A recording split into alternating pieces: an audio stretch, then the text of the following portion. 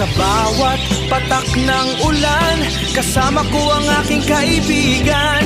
Mga ibon kay gandang pagmasdan, sila ang bida sa Juners TV Sinta. Oh, ang ganda ng mga parakits, puso ko'y puno ng ligaya at tamis. Sa ating munting paraiso, buhay ay puno ng pag-ibig.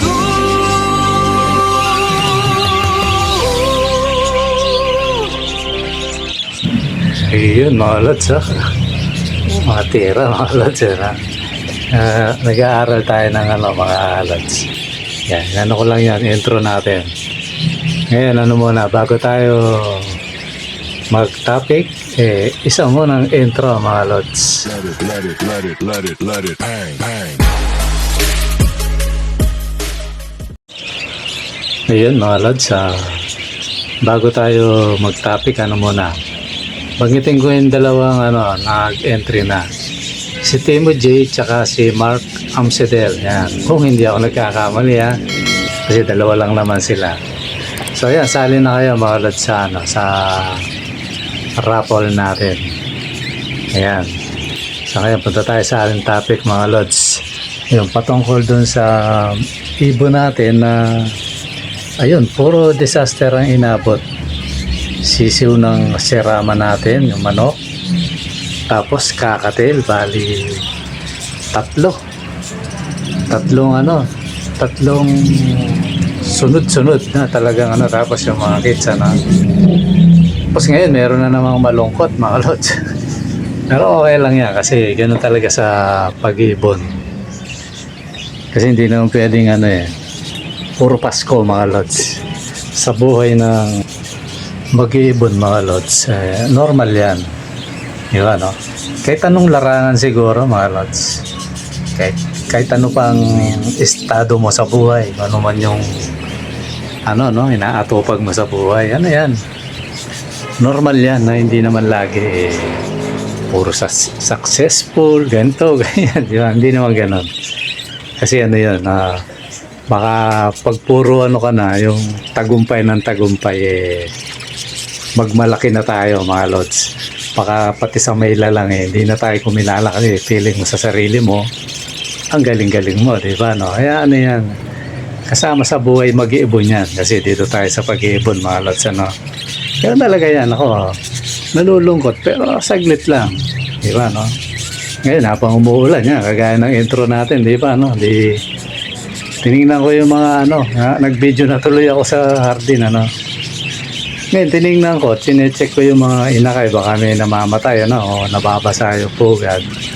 Ngayon, yung kaisa-isang itlog ng kakatil, napisa na naman. Sabi ko, ang galing mamisa, kaya lang yan ko, ba't nagkaganon yung siguro sa panahon lang talaga mga lods, So ngayon, nag-iisip ako, di ba, nabanggit ko nga nung nakaraan na na kunin ko na. Ipaampon ko. Nag-iisip na naman ako ngayon, baka mamaling desisyon na naman, Kasi nga, maghapon siya dun sa parakits, hindi niya pinakain. Hindi niya nga pinatay, pero hindi niya pinakain. Di ba, no? Siguro, may ugali yung parakits na iba dun sa, sa kakatil. Kaya ganon. Kaya yun. Ngayon tinitingnan ko, maghapon ako ron. Hindi naman niya ginagalaw. Kaya yun, nagdesisyon na naman tayo na sana hindi tayo magkamali ng desisyon. Hindi ko na siya inalis. Yan. Ngayon, kung ibalibag na naman niya at mamatay na naman, sana sa pagbalibag, makita pa natin buhay. At yun, talaga, lalagay na natin sa kits. Ngayon, kung hindi natin abutan, wala tayong magagawa mga lods. Kasi hindi natin hawak ang kaisipan ng ibon mga lods. Sabi ko nga sa inyo, kahit sabihin natin na kahit anong galing mong mag-iibon, meron ganun talaga, diba, no? Kumbaga sa tao may sumpong, yan, parang ganun na lang ang natin, para hindi tayo mag-isip na kung ano-ano. So yun, normal yan, kasi nakita ko namang namisa ito 2 beses, okay yung isang ang huli na pinisa niya, nagulat na lang ako kasi masyado tayong busy, na Gulat na naman, laki na. Abo, bilis naman lumaki. So, hanggang sa nahiwalay na natin, di ba, no? Tapos ito naman, ibali 4 na itlog. Totally, isa bukok dun. Talagang yun, lumang itlog yun. Kaya 4 lang talaga. Na napisa naman niya eh. Ang husay sana eh. Kaya lang di panahon talagang ganyan, mga lods. Di natin alam sa ibang kung ano yung nangyayari sa kanya. Kaya talaga, biyaan na natin. Ang naisip ko ngayon yung sa panahon. Kasi nanibago. Nanibago siya dahil nung kinuha ko yan, alam ko January yun eh. Tapos nandun siya sa may magandang pwesto, yung dati nating aviary. So yun, maganda yung kalagayan doon, namisa agad, wala siyang masyadong abala. Diba, no? Pagdating sa taas, ayun, medyo nagloko ng konti, pero nakapisa pa siya, diba, no? Pero ganun talaga, sa pag-iibon naman na naman yan. Sabi ko nga, kahit anong galing, o kahit anong husay mo, may panahon na ganyan na talaga, yan, kaya niya, no? Taglamig, diba, no? Mahangin, maulan, kaya pinipilit kong tinitingnan kung paano yung hampas ng ng hangin tsaka yung ulan. Kahit pa paano kubera natin, kasi hindi pwedeng balutan ng todo to, mga lods, kasi baka humangin ng sobra. Siyempre hindi na yun, bubuhatin niya yun dahil napabangga yung hangin. Kaya kailangan minor lang. Tama lang na hindi lamigin yung natin o hindi mabasa yung mga alaga natin, mga lods. Yun, kada ulan talagang bumila akong kapiraso, yun, nakatayo ako doon, di man ako nababasa. Obserbahan ko gaya kanina. Nakaupo ako, talagang tinitingnan ko ganyan, walang okay naman, happy ko siguro okay na to. Tapos medyo nagtakip-takip lang ako ng mga trapal na konti, mga lods. Tapos humihingi ulit ako ng pasensya sa inyo, mga lods, kasi hanggang ngayon wala pa rin internet sa lugar namin. Talaga siya, Lunes tapos Huwebes nagkaroon ng konti, umalis naman ako, kaya pagdating ko wala na. Hindi ko malang napakinabangan, di ba, no? Siguro kalating oras lang akong kapag bukas ng mag-i-edit sana ako, namatay na naman. Kaya talaga tong PLDT, nakakita ko dahil nagre-reklamo. Parang nag-isip na tuloy akong lumipat na ibang ibang internet na, yung wala, sabit ngayon, wala na naman, no? Halos na, mag-isang linggo na to. Hindi tayo makakaano na ito, mga lods. Nalunot, may tayo. Nasasamantalayin ko sana habang tagulan sana, maggawa na ako ng video, paano tayo makakagawa nito? Walang internet, mga lods. Diba, no? Yung CapCut, pag yung wala rin internet, hindi mo rin magamit to, Pag naman data gagamitin, magastos naman, mga lods. Tsaka ubos agad yun. Kaya naman tong tong PLDT na to, tumino na. Tapos sisingilin ka niya ang buo. Pero yung serbisyo, walang kwenta, di ba, mga lods, Kaya na talaga itong natin. Nahawa na sa natin, sa gobyerno natin. Kumbaga, panahon ng kalukuhan nila ngayon, ayan, nananamantala sila, mga lods. Pati mga user nila sinasamantala nila. Maraming mapagsamantala ngayon, sa totoo lang. Iwan na natin yun, baka mamaya saan pa tayo makarating. At tapos yung kalods natin na yun nga, binibigyan tayo ng luma naman pero kaya pa namang i-repair, binibigay niya sa akin. Nung medyo nagkanet, ayun, nakagyan na siya. Na-receive ko yung niya, yung chat niya. Kaya sabi ko na lang kay Lods, antay na lang namin pumila yung ulan kasi hindi rin kukunin ng rider yan.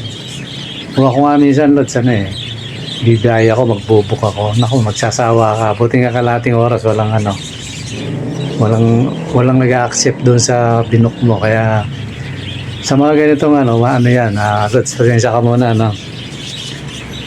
Tapos yung kinukuha mo na isang pares, siguro pag nagano tayo, ganito na lang ang gawin mo. Alimbawa, nag-usap tayo, i-gigas mo na lang. Kasi si Lods hindi marunong sa ano to, dahil si Lods senior na siya. Patulong ka na lang sa katulong mo, Lods, kung paano mag-gigas. Kahit yung gigas niya gamitin mo, pwede naman yun. I-gigas mo na lang, tapos yung,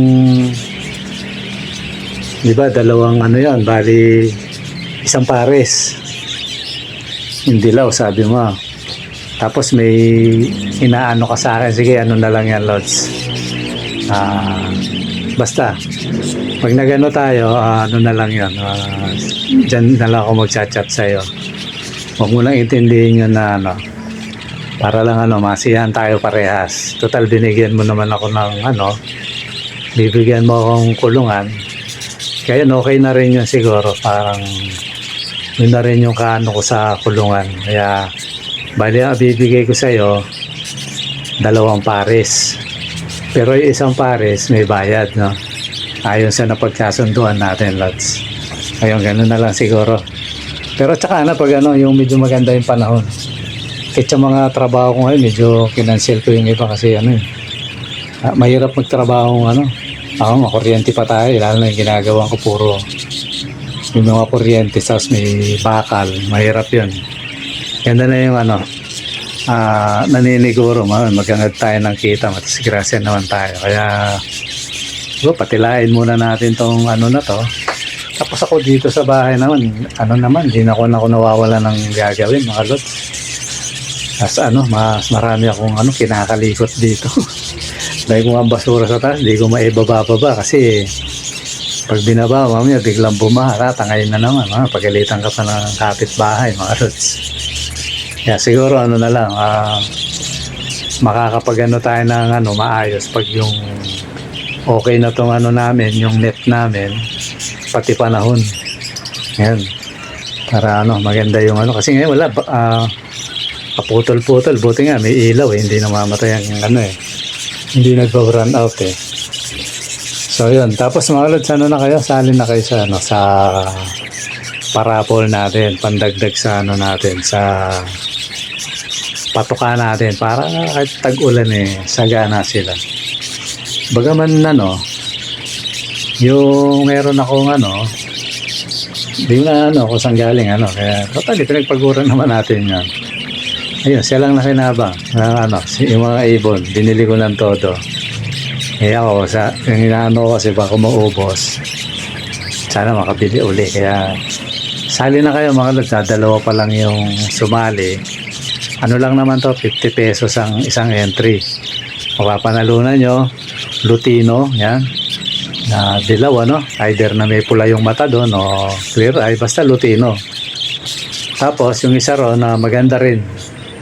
Tapos ang kagandahan doon, baka basta magaganda sila. Tsaka matured yung yung Lutino, mga Lods. Siguro na lang natin ang kapares, basta bahala na kayo kung yung pagparisin nyo, basta matured na ibibigay ko siguro. Tapos kung sa libre, either na may bata o may matured yan, pero magaganda rin. Swerte nyo pag bata yung binigay ko sa inyo, kasi ito yung mga magagandang mutation na ibon natin, mga Lods. Okay, mga Lods, siguro hanggang dito muna. At maraming salamat sa panonood. Pakinggan nyo muna yung panawagan, mga Lods. Mga Lods, sali na sa parapol natin. Baka ikaw na sunod na manalo.